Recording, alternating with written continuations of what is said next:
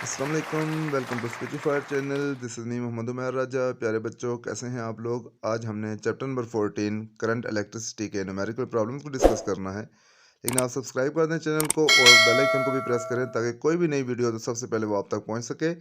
यहाँ पे आप देख सकते हैं कि ये न्यूमेरिकल प्रॉब्लम्स हैं चैप्टर नंबर 14 के, जिसको हम वन बाय वन डिस्कस करेंगे। तो आइए चलते हैं सबसे पहले फर्स्ट न्यूमेरिकल की तरफ। इसमें ये आपसे कह रहा है कि 12 volt is applied on a copper conductor of resistance 6 kilo ohm. Find the current passing through it, how much charge passes through its any cross sectional area in 1 hour. यहाँ पे आपको ये 12 वोल्ट बैटरी दी गई है, means के इसकी potential difference दिया गया है 12 वोल्ट। रेजिस्टेंस गिवन है 6 किलो ओहम, और जो आपने फाइंड करना है एक करंट फाइंड करना है और उसके बाद चार्ज यानी कि क्यू फाइंड करना है। तो गिवन डाटा में हम लिख देते हैं कि पोटेंशियल डिफरेंस, जिसको हम वी लिखते हैं, equal to 12 volt. Resistance given है R is equal to 6 kilo ohm, या इसको आप लिख सकते हैं 6 multiply 10 raise power 3 ohm. Kilo की वैल्यू 10 की पावर 3 है। टाइम गिवन है टी 1 आवर। 1 आवर में अगर सेकंड हम निकालना चाहें तो 1 आवर इनके 1 मल्टीप्लाई 60 क्योंकि 1 आवर में 60 मिनट होते हैं और हर मिनट में 60 सेकेंड होते हैं। तो हमारे पास इस तरीके से टोटल सेकंड्स आ जाएंगे 1 आवर के, जो कि बनेंगे 3600 सेकेंड। या इसको आप लिख सकते हैं साइंटिफिक नोटेशन में 3.6 multiply 10 raise to power 3 second.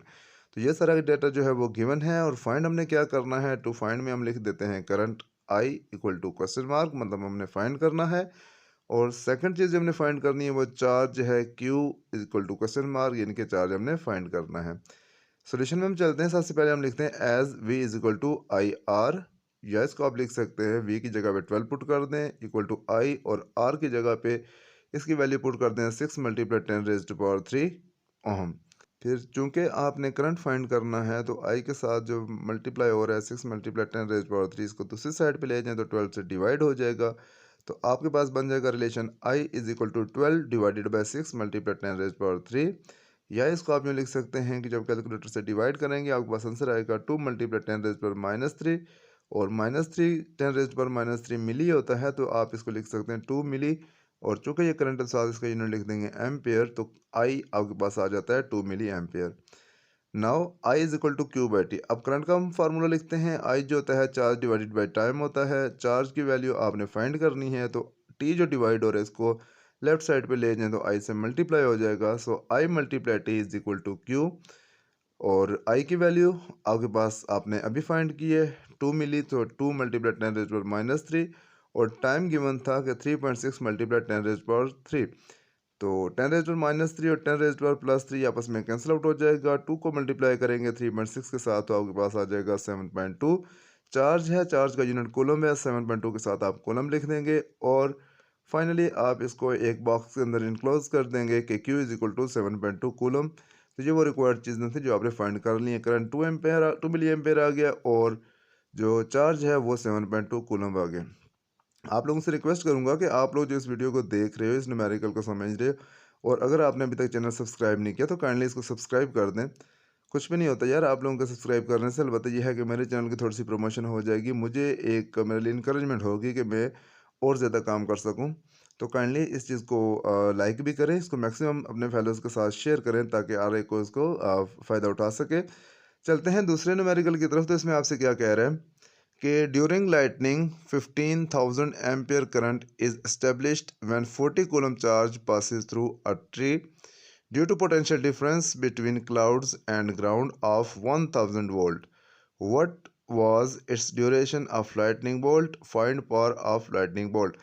यहाँ पे आपको सबसे पहले बताया गया है कि जब लाइटनिंग होती है, जो समझ लें कि बिजली गिरती है, तो किसी ट्री के ऊपर लाइटनिंग हुई है, बिजली गिरी है, और उस दौरान जो ट्री में से करंट पास हुआ है वो है 15,000 एम्पेयर। ठीक है, और चार्ज जो उस दौरान पास हुआ है वो है आपके पास 40 कूलम। आपने बताना है कि कितना टाइम लेगा इस चार्ज के पास होने में या इस करंट के पास होने में। और सेकंड आपको गिवन है पोटेंशियल डिफरेंस जो कि 1000 वोल्ट है। और आपने एक तो मैंने आपको बता दिया कि ड्यूरेशन फाइंड करना है, टाइम फाइंड करना है। सेकंड आपने पावर फाइंड करनी है लाइटनिंग बोल्ट की।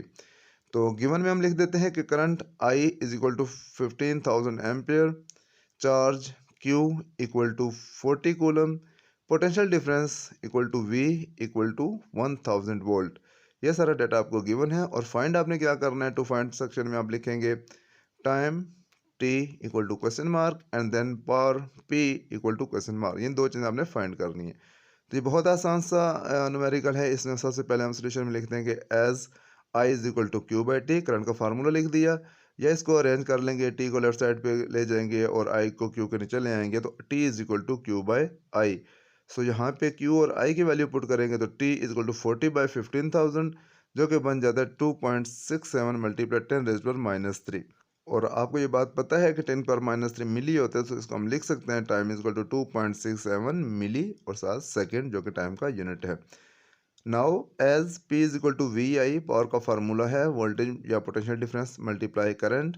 सो पोटेंशियल डिफरेंस गिवन है 1000, उसको मल्टीप्लाई करेंगे करंट से यानी कि 15,000 से, तो आपके पास आ जाएगा 15000000, यानी कि इसको आप लिख सकते हैं 15 मल्टीप्लाई 10⁻⁶।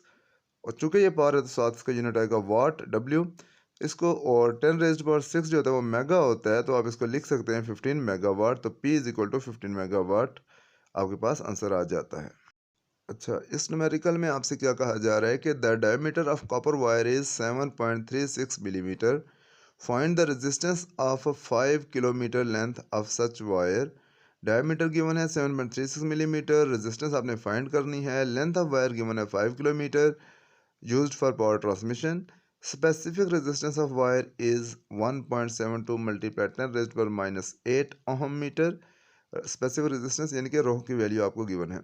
सो गिवन डेटा में आप लिख देते हो diameter D equal to 7.36 millimetre, length आपको गिवन है एल 5 किलोमीटर, जो कि मीटर में करेंगे तो 1000 से मल्टीप्लाई कर देंगे तो आपके पास आ जाएगा 5000 मीटर। स्पेसिफिक रेजिस्टेंस गिवन है rho is equal to 1.72 multiply 10⁻⁸ to find resistance R, resistance आपने फाइंड करनी है। सॉल्यूशन में हम लिखते हैं as radius R is equal to diameter by 2, यानी कि R is equal to D by 2। D की वैल्यू लिखेंगे 7.36 डिवाइड करेंगे 2 के साथ, तो आपके पास आ जाएगा 3.68 मिलीमीटर, या फिर आप इसको लिख सकते हैं 3.68 मल्टीप्लाई 10⁻³ मीटर। मिली की जगह आपने 10⁻³ लिख दिया। ओके, एरिया अभी हम फाइंड करते हैं। ये आपको पता है किसी भी सर्कुलर एरिया जैसे वायर है तो उसका क्रॉस सेक्शन एरिया सर्कुलर होता है, तो सर्कुलर रीजन का एरिया फाइंड करने के लिए आपके पास फार्मूला होता है पाई आर स्क्वायर। सो यहाँ पे पाई की वैल्यू 3.14 मल्टीप्लाई आर स्क्वायर यानी कि 3.68 मल्टीप्लाई 10⁻³ का स्क्वायर हो जाएगा, और आपके पास वैल्यू आ जाएगी A is equal to 4.25 multiply 10⁻⁵ metre square. Area आपके पास आ चुका है, तो अभी आपके लिए रेजिस्टेंस फाइंड करना बिल्कुल भी मुश्किल नहीं है। रेजिस्टेंस का फार्मूला लगाएंगे, R is equal to rho L divided by A. Rho यानी कि स्पेसिफिक रेजिस्टेंस 1.72 मल्टीप्लाई 10⁻⁸, लेंथ को मल्टीप्लाई करेंगे जो कि 5000 है, और इसको डिवाइड कर देंगे एरिया के साथ जिसकी वैल्यू है 4.25 मल्टीप्लाई 10⁻⁵। इसको जब आप कैलकुलेटर से डिवाइड करेंगे तो आपके पास रेजिस्टेंस आ जाएगी, और रेजिस्टेंस की वैल्यू आएगी 2.02 ohm. Question number 4, two resistances of 15 ohm and 75 ohm are connected in series. If voltage across 15 ohm is 60 volt, what is amount of current passing through 75 ohm resistor? यानी कि दो resistance हैं 75 ohm और 15 ohm and 75 ohm, और series में connected हैं। Voltage across 15 ohm is 60 volt, जो 15 ohm resistor है उसके अक्रॉस वोल्टेज गिवन है, पोटेंशियल डिफरेंस गिवन है 60 volt. What is amount of current passing through 75 ohm resistor? ये देखो सर्किट में भी आपको बता दी गई, ये चीज़ मेंशन कर दी गई कि दो रेजिस्टेंस हैं 15 ओहम एंड 75 ओहम। 15 ओहम के क्रॉस जो पोटेंशियल डिफरेंस है या वोल्टेज है वो 60 वोल्ट है, और आपने करंट फाइंड करना है 75 ओहम रेजिस्टर में से जो पास कर रहा है। लेकिन ये आपको बात पता है कि सीरीज सर्किट में जितने भी रेजिस्टर लगे होते हैं उन सब में करंट इक्वल होता है, सेम होता है, क्योंकि पाथ ही एक होता है, तो सब में करंट की वैल्यू सेम होती है। 75 ओहम रेजिस्टर में से हमने करंट फाइंड करना है, तो हम क्या करते हैं कि 15 ओहम वाले में से करंट फाइंड कर लेते हैं। चूँकि 75 उसके साथ सीरीज में है तो डेफिनेटली उसमें से भी वही करंट पास करेगा। तो हम क्या करते हैं, सबसे पहले गिवन सेक्शन में लिखते हैं कि R1 इक्वल टू 15 ओहम, उसके अक्रॉस जो वोल्टेज है V1 वो है 60 वोल्ट, R2 75 ओहम, और फाइंड जो हमने करना है I2 से मुराद के जो रजिस्टर 2 यानी कि 75 ओहम में से करंट पास कर रहा है। तो हम लिखते हैं according to ohm's law V is equal to I R. ये तो बहुत जाना माना फार्मूला है ओहम्स लॉ का, V is equal to I R. For R1, जब R1 के लिए यही फार्मूला लिखेंगे तो हम इसको लिखेंगे कि V1 is equal to I1 R1, यानी कि इंडेक्स में 1 लिख देंगे कि हम रजिस्टर 1 के लिए फाइंड कर रहे हैं। या इसको अरेंज कर लेंगे तो I1 is equal to V1 by R1, values put कर देंगे, V1 की वैल्यू 60 है, R1 की वैल्यू 15 है, डिवाइड कर देंगे तो 4 एम्पेयर है। अब इसके बाद हम लिख रहे हैं कि as current remains same in all resistor connected in series, so I2 जो होगा वो I1 के इक्वल होगा और I1 की वैल्यू है 4 एम्पेयर, सो I2 आपके पास आ जाता है 4 ampere. Question number 5, you are given three resistors of 5 kilo ohm, 10 kilo ohm and 15 kilo ohm. You are asked to connect them in different possible combination. Find the greatest and smallest resistance you can obtain by connecting them together. कह रहे हैं 3 register हैं आपके पास, 5 kilo ohm, 10 kilo ohm and 15 kilo ohm, और आपसे ये कहा जा रहा है कि उनको आप पॉसिबल कम्बिनेशन में जैसे भी आप कर सकते हैं, इसको ऐसे कनेक्ट करें। एक केस में कि उसकी रेजिस्टेंस जो है वो मैक्सिमम हो और दूसरे केस में इसकी रेजिस्टेंस जो है वो स्मॉलेस्ट हो।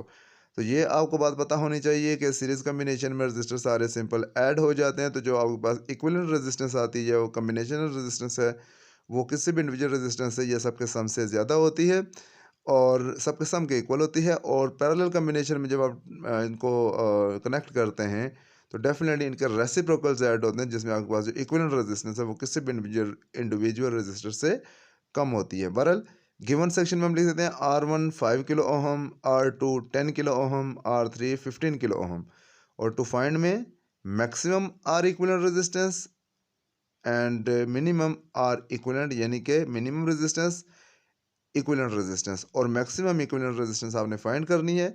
तो सॉल्यूशन में हम लिखते हैं कि we know that resistance of the combination is maximum when all the resistors are connected in series. Series में कनेक्ट करेंगे तो हमारे पास इक्विवेलेंट रेजिस्टेंस मैक्सिमम होगी, तो हम उसको क्या लिखते हैं कि R equivalent equal to R1 plus R2 plus R3। फिर हम इनकी वैल्यूज पुट कर देंगे कि R1 is equal to 5 kilo ohm, R2 is equal to 10 kilo ohm plus R3 जो कि है 15 किलो ओहम। इन सबको जब आप ऐड कर देंगे तो आपके पास इसकी इक्विवेलेंट रेजिस्टेंस आएगी जो कि मैक्सिमम होगी, और ये आपके पास आ जाएगी 30 किलो ओहम। अब हम मिनिमम रेजिस्टेंस की तरफ जाने लगे हैं। हम कहते हैं कि also the resistance is minimum when resistors are connected in parallel.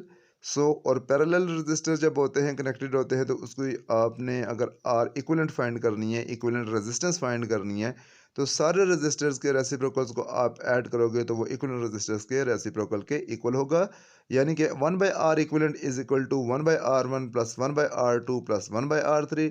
यहाँ पे आप वैल्यूज पुट करेंगे 1 by 5 kilo ohm plus 1 by 10 kilo ohm plus 1 by 15 kilo ohm. इनका एलसीएम लेंगे 5, 10 और 15 का, तो आपके पास आ जाएगा 30।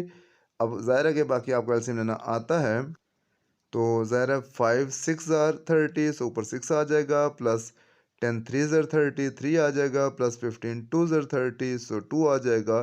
सो 6 plus 3 plus 2 11, 11 by 30 kilo ohm.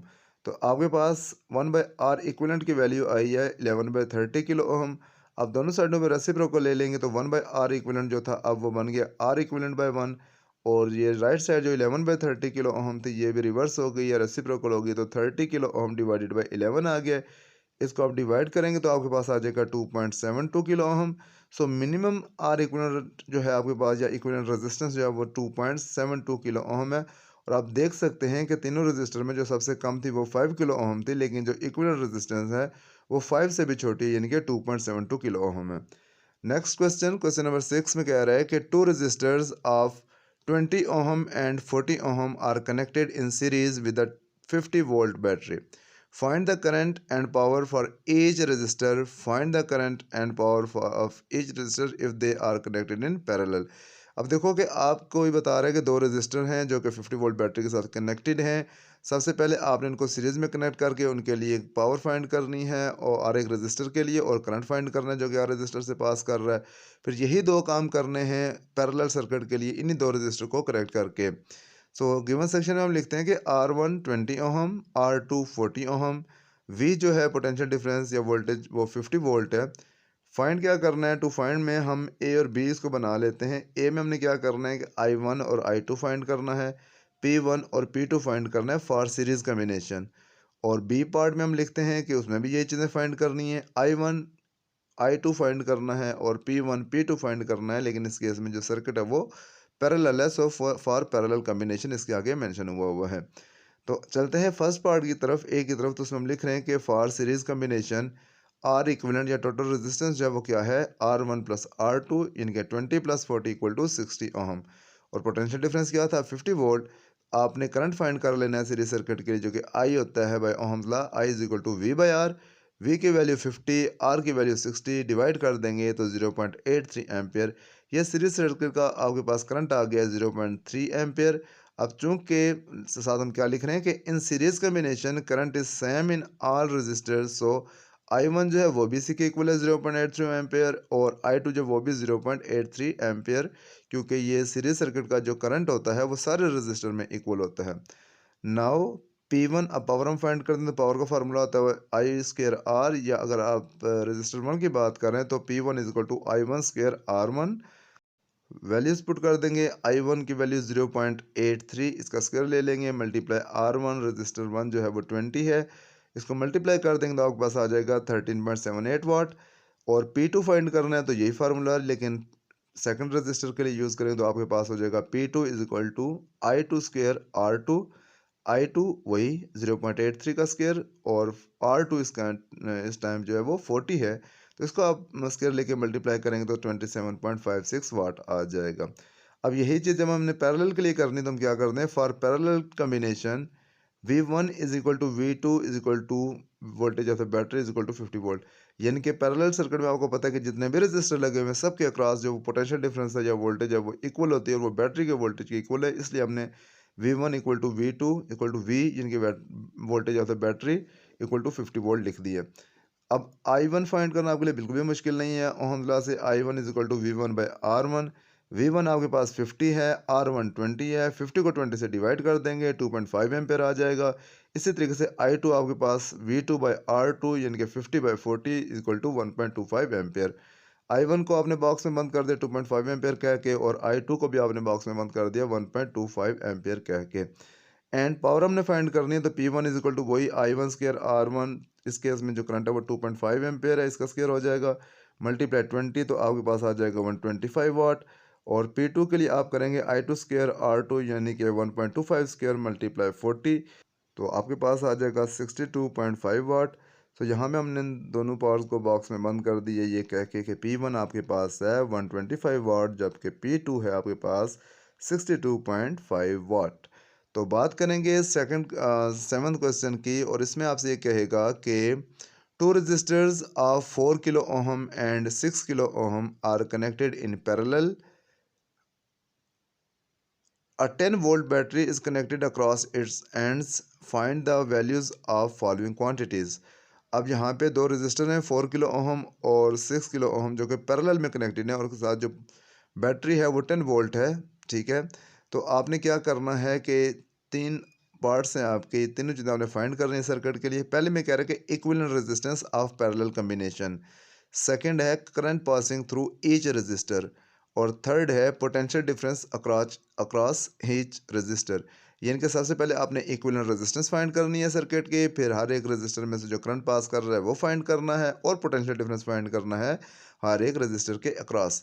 तो गिवन में हम लिखते हैं कि R1 is equal to 4 kilo ohm, R2 is equal to 6 kilo ohm, और V जो potential difference of the battery 10 volt. To find R equivalent find करनी है हमने, उसके बाद बी पार्ट में I1 और I2 फाइंड करने हैं, और सी पार्ट में V1 और V2 फाइंड करने हैं, यानी कि potential difference across resistance 1 and resistance 2। So सबसे पहले हम लिखते हैं कि equivalent resistance for parallel combination, आपको पता है रेसिप्रोकल्स ऐड होते हैं, so 1 by R equivalent is equal to 1 by R1 plus 1 by R2, या इसको आप लिख देंगे 1 by 4 kilo ohm plus 1 by 6 kilo ohm. LCM लेंगे तो 24 किलो ओहम आ जाएगा, और उसके बाद ऊपर क्लास मल्टीप्लाई कह लें, या लाइक 6 प्लस 4 जो कि 10 आ जाएगा।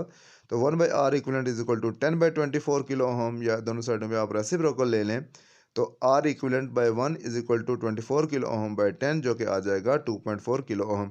सो रेजिस्टेंस जो है इक्विवेलेंट वो आपके पास आ गई 2.4 किलो ओहम।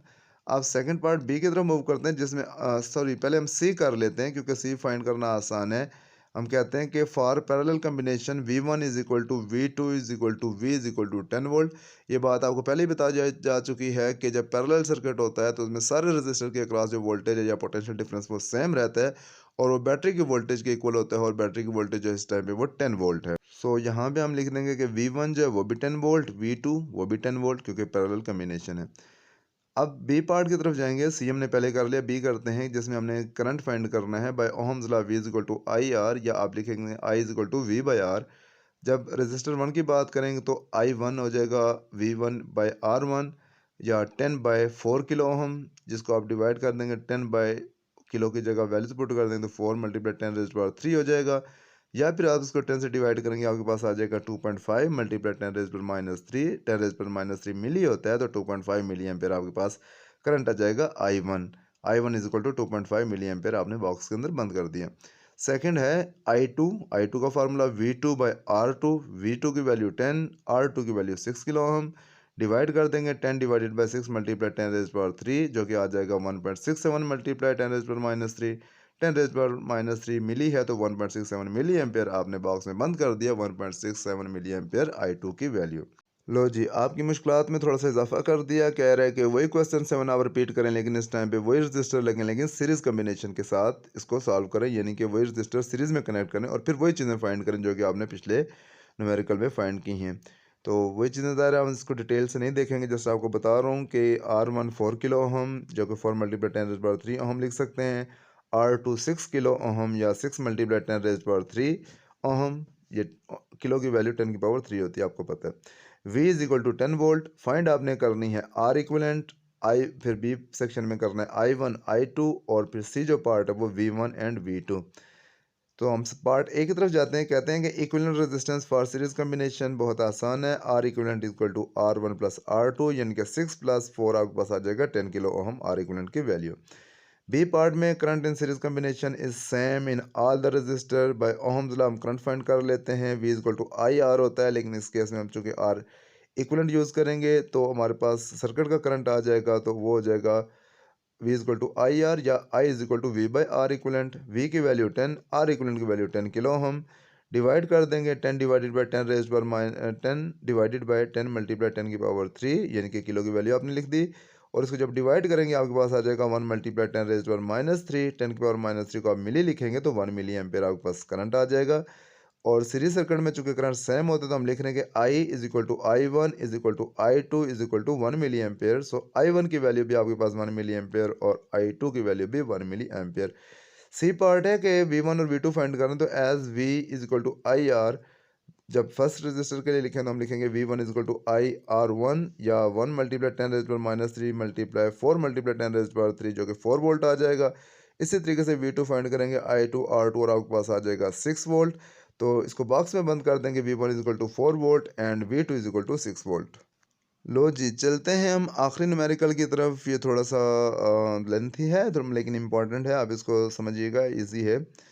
कि a house is installed with 30 LED bulbs of 12 volt each, 12 watt each, of which are used 10 hours daily। मतलब ये कि 30 LED बल्ब हैं जो कि 12 वाट का बल्ब है हर एक, और टोटल बल्ब जो है वो 30 बल्ब हैं, और ज़ाहिर है कि ये सारे बल्ब जो हैं वो 10 घंटे के लिए डेली यूज़ होते हैं। और बी पार्ट में क्या कह रहे हैं, जो इसका बी है उसमें कह रहे हैं कि जो सेकंड डिवाइस है वो फ़ैन है।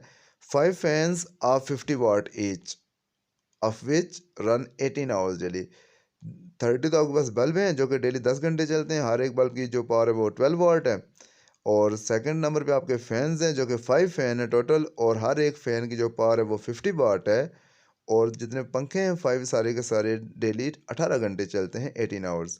तो फाइंड आपने क्या करना है इसमें, find the number of electrical units used, कि टोटल एनर्जी कंजम्पशन कितनी हुई है। टोटल एनर्जी कंजम्पशन का जो यूनिट होता है वो किलो वाट आवर होता है। तो आपने ये बताना है कि कितने यूनिट्स यूज़ होंगे फॉर अ मंथ, एक महीने के अंदर, एक महीने के लिए। फिर कह रहे हैं कि for this devices if PKR 15 is the rate of electrical units या KWH, then find the monthly expenditure of electricity 1 month is equal to 30 days. मतलब ये है कि आपको ये जो दो चीज़ें गिवन है, बल्ब और फ़ैन, उनकी आपने टोटल जो यूनिट्स हैं वो फाइंड करने हैं, किलो वाट आवर्स फाइंड करने हैं। फिर आपने ये बताना है कि अगर एक यूनिट की जो प्राइस है वो 15 रुपीज़ है, तो आपकी जो मंथली एक्सपेंडिचर है या मंथली बिल बनेगा वो कितना होगा। और साथ आपको ये भी बता रहे हैं कि एक यूनिट की प्राइस जो है वो 15 रुपीज़ है। तो अब ज़ाहिर है टोटल यूनिट्स फाइंड कर लेंगे, उसको 15 से मल्टीप्लाई कर देंगे तो आपके जो महीने का बिल है वो आपके सामने आ जाएगा। और ये वाक़ई में आप कर सकते हैं अपने घर के मीटर के लिए भी। अगर आपको पता है कि आपके घर में कौन-कौन सी डिवाइसेज़ कितने टाइम के लिए यूज़ होती हैं, इन सबको इस फ़ॉर्मूले से आप सॉल्व करेंगे तो आपके पास एस्टिमेटेड बिल आ जाएगा और तकरीबन आपको जो रियल बिल है वो इसके करीब-करीब ही होगा। चलें जी, हम इसको सॉल्व करते हैं। गिवन में हम लिखते हैं कि power of 30 LED bulbs each of 12 वाट, इनके टोटल 30 बल्ब में हर एक बल्ब की जो पावर वो 12 वाट है। तो 30 मल्टीप्लाई 12 यानी कि 360 वाट टोटल बल्ब की पावर आ गई। टाइम आपको गिवन है कि कितने टाइम के लिए चलता है, T is equal to 10 hours. Bulb की का टाइम के 10 आवर्स डेली वो चलते हैं, जलाए जाते हैं। अच्छा, सेकंड है power of 5 fans each of 50 वाट। अगर 5 फैन है और हर एक 50 वाट का, तो टोटल कितनी पावर बन जाएगी, टोटल कितने वाट बन जाएंगे, 5 मल्टीप्लाई 50 यानी कि 250 वाट। और इनका टाइम जो है टी है वो है 18 hours daily. Rate of a unit R हमने लिख दिया equal to 15 rupees per unit है। टोटल डेज एक मंथ में वैसे तो डिफरेंट होते हैं, 31 होते हैं, 29 होते हैं, 30 होते हैं, लेकिन यहाँ पे जो आपने मंथ लेना वो 30 डेज़ का ही लेना है। अच्छा, to find total units K W H kilo watt hours आपने टोटल फाइंड करने हैं और फिर मंथली बिल आपने फाइंड करना है। ये दो चीज़ें आपने फाइंड करनी है। सोल्यूशन में हम लिखते हैं कि फॉर बल्ब, पहले बल्ब के लिए हम देख लेते हैं कितने यूनिट कंज्यूम होते हैं। किलो वाट आवर का फार्मूला याद रखिएगा, इंपॉर्टेंट है कि kilo watt hour is equal to total watts इनके power multiply time in hours divided by 1000। अब ज़रा बल्ब की बात करें तो बल्ब के जो टोटल वाट्स हैं वो 360 हैं, मल्टीप्लाई करेंगे टाइम इन आवर्स यानी कि 10 आवर्स डेली यूज़ होते हैं तो मल्टीप्लाई कर देंगे 10 के साथ डिवाइडेड बाय 1000, तो आपके पास आ जाएगा 3.6 किलो वाट आवर्स। ठीक है। इसी तरीके से फ़ैन की अगर हम बात करते हैं तो किलो वाट आवर फ़ैन के लिए टोटल वाट यानी कि 250 multiply hour time in hours जो कि 18 है, 18 आवर डेली डिवाइडेड बाय 1000, तो आपके पास ये आ जाएगा 4.5। अब 3.6 किलो वाट आवर या 3.6 यूनिट्स कह लें और 4.5 यूनिट्स ये आपके डेली के हैं। तो हम क्या लिखते हैं कि daily total kilo watt hour 3.6 plus 4.5 equal to 8.1 kilo watt hour daily. जब डेली इतने हैं तो आप मंथली फाइंड कर सकते हैं ईजिली। ठीक है, तो मंथली के लिए आप क्या करेंगे कि टोटल के डब्ल्यू एच को 8.1 मल्टीप्लाई 30 यानी 243 किलो वाट आवर मंथली। अच्छा, और उसके बाद एंड पे चूँकि आपने बिल फाइंड करना है, अब देखो महीने के पूरे यूनिट्स आपके पास आ गए कि कितने यूनिट्स सर्व होंगे, वो है 243। अब सिंपल आपने इसको रेट के साथ मल्टीप्लाई करना है, इनके पर यूनिट के साथ मल्टीप्लाई करना है, तो आपके पास टोटल वैल्यू आ जाएगी। तो आप लिखते हैं कि total bill is equal to kilo watt hour multiply price of a unit. Total जो किलो वाट आवर है आपके पास वो 243 हैं और प्राइस एक यूनिट की 15 है, तो 243 को आप जब मल्टीप्लाई करेंगे 15 के साथ तो आपके पास आ जाएगा 3645 यानी कि 3645 रुपीज़ आपका मंथली बिल आएगा। बच्चों, thank you very much. Video अच्छी लगी तो डेफिनेटली इसको लाइक करें और अपने फ्रेंड्स के साथ लाजमी शेयर करें और सब्सक्राइब नहीं किया तो सब्सक्राइब भी करें। बहुत शुक्रिया।